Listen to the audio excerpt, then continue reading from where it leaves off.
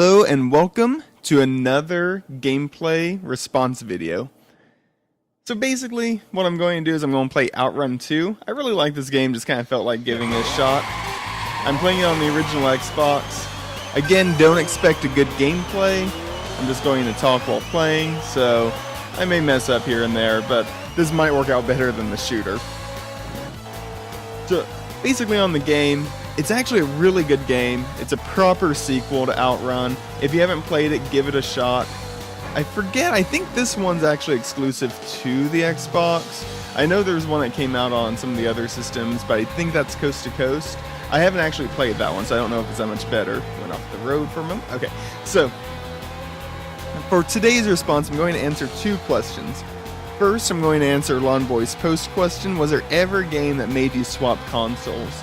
Because mine's actually probably a little surprising or unusual for a lot of people. And then I'm also going to answer, and this isn't directed at anyone, I've seen a few videos in regards to this, but I'm going to talk about the Nintendo 2DS a little bit at the end. Okay, so the game that made me want to swap consoles. Believe it or not, it was Final Fantasy 13. Now, it's not actually a necessarily fantastic game. I think it's better than what most people say. But then again, I'm not a big RPG fan, so that could be why. But it actually did make me want to swap consoles. I actually went to the Xbox because of that game. So, during college, I picked up a Nintendo Wii. And kind of got back into gaming from that point. But the Nintendo Wii, I kind of started just not playing it nearly as much. And it has some really good games like Sin and Punishment, Trauma Center. Those are some of my favorites. But most of those, I think the Wii, it's very much set up as a you play with your friends type of thing. And all of this kind of happened right whenever I got out of college. So I left Colorado. I was living in Boulder at the time. And I actually ended up moving to Tulsa, Oklahoma. I actually became a teacher for several years out there. And basically, whenever I first moved there, I didn't know a lot of people. So I was just kind of playing by myself in the evenings whenever I got home. And the Wii isn't really conducive to that. But I noticed I kind of started listening to podcasts and watching videos and kind of getting back into gaming. At that point, I really hadn't gamed for about 6 years. And I started seeing the trailers for Final Fantasy 13. So this is probably around 2010 or so, I guess. Maybe 2009. It would have been kind of late 2009, early 2010. And I honestly could not believe that video games looked that good. Like, it was just one of those wow moments. Because I had been basically completely isolated from the 360 and PlayStation 3. I really hadn't seen much gameplay of those, if any. So at some point, I went out and actually picked up a 360. Now, kind of going on before that, I picked up some PlayStation stuff. Now, I had owned the original PlayStation back in the 90s and never really got on with it because as much as I want to like RPGs and always am drawn to them, I'm not a big RPG fan. And the original PlayStation and even PlayStation 2, when you take the RPGs out, the library isn't as good as a lot of people think, in my opinion. But once you actually go through... But anyways, I picked up those systems, and I never really got on with them. I don't really like the controller that much, etc., etc. But I also had a lot of hardware problems with the ones that I picked up. At one point, I ended up just saying, okay, I want Final Fantasy 13. So I found a used Xbox 360 at a game store.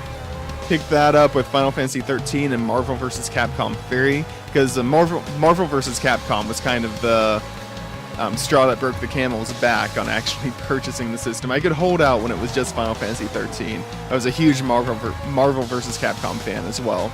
So I had to pick that up. So found a deal, picked that up, and I was honestly just blown away at how good the game was. I honestly kind of felt like I traveled forward in time a bit on just how amazing it looks. And even to this day, whenever Halo 4 came out, that was just a little while ago, that game looks good. Tomb Raider looks really good. I understand it looked better on the PC, but still. So, Final Fantasy 13 didn't necessarily last. I actually still haven't even beat the game. I think I barely got past the first disc. Because, like I was saying before, I'm not a big RPG fan. It actually is one of my favorite ones, but I'll play Streets of Rage or beat 'em ups or racing games before most RPGs. But it was still that game that made me do the swap over, and I honestly love that it did, because I'm having a lot of fun playing these games. They look amazing, they play great. But yeah, Final Fantasy 13 is a game that made me do the swap, and purely due to just what it did technologically.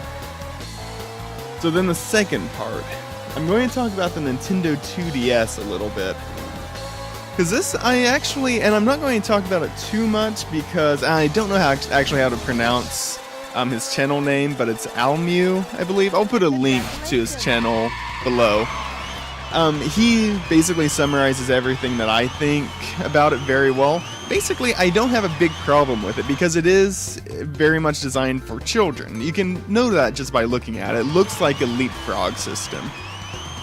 And, you know, as I was saying at the beginning of this, once I got out of college, I actually started teaching for a while. Now, I actually taught high school and junior high primarily. But whenever I was first starting out, I did some stuff in before and after program with littler kids. And they had a bunch of Nintendo DS's. They would constantly lose those things. I think as a parent, or if I was a parent, you know, and had a kid with a DS, they'd probably lose it in like the couch all the time, etc., etc. Having that bigger system, I think, is really good. So I don't mind the Nintendo 2DS. I think it's good. It's just it's not marketed towards me. Would I buy one? No. If I was a Nintendo collector, might, because I don't know how long that'll be around. That might be kind of a neat little oddity, and it's pretty cheap. So if you're a collector and you can find one cheap later on, pick it up. Might be worth something down the road.